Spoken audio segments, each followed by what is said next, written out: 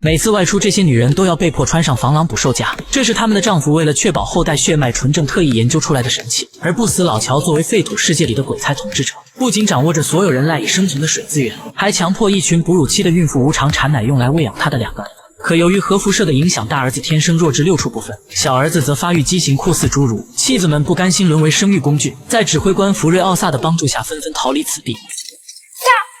等暴君察觉到异样，却发现家中只剩下了一个老宝贝。一怒之下，不死老乔立刻敲响战鼓，召集战争小子全军出动，不惜一切代价也要手刃叛将，寻回爱妃。然而好不容易追上战争卡车，准备发起进攻，身怀6甲的超模老婆却主动打开车门，充当人肉盾牌。不死老乔忌惮腹中胎儿的安危，赶忙出言相劝，没想到福瑞奥萨却不讲武德，率先扣动扳机。幸好战争小子舍命护主，不死老乔这才侥幸逃过一劫。可眼看双方距离再次拉开，他们又不能展开强攻，奈克斯只能主动请缨，计划爬上战争卡车替首领干掉叛将。不死老乔见状甚是欣慰，许诺事成之后要亲自将奈克斯送往英灵殿。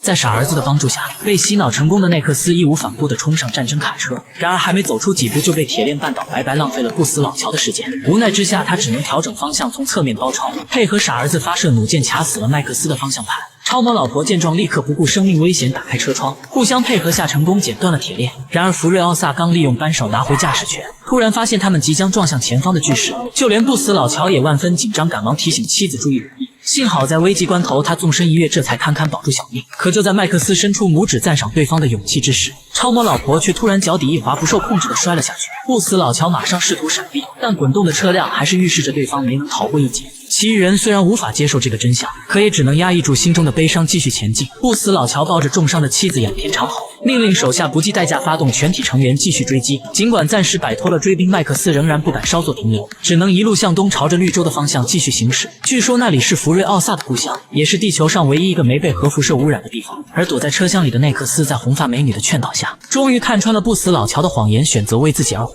夜色渐浓，他们抵达了一片辽阔的沼泽地带，运输车在泥泞的路面上不断打滑，很快便陷入泥潭。可即便是深夜，不死老乔的追兵仍然紧追不舍。无奈之下，众人迅速更换轮胎，并在后方安放炸弹，企图拖延时间。利用清理路障的间隙，不死老乔来到医务室，强烈要求医生尽快进行剖腹手术。只可惜胎儿还是没能活下来。I had a baby brother. I had a little baby brother. 在不死老乔怨恨的目光中，手下副官主动请缨，率先追了上去。可此时麦克斯驾驶的运输车再次陷入泥潭。就在大家紧急清理障碍之时，身后追兵突然打着探照灯发起进攻，麦克斯接连开出数枪都没能命中目标，眼看只剩下1颗子弹，福瑞奥萨只能亲自出马。 Don't breathe.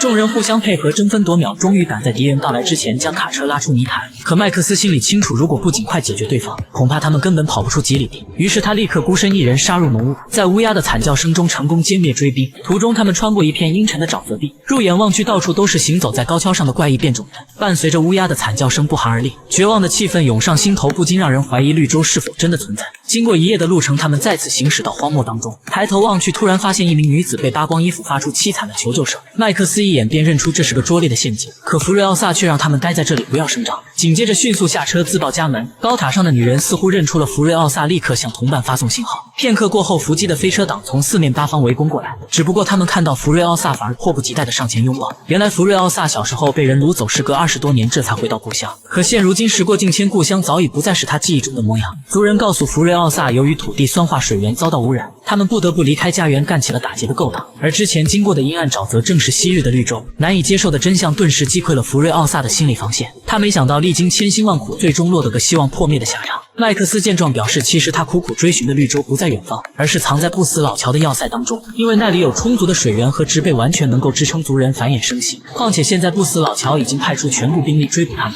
不如到反天罡回去拿下那座防御薄弱的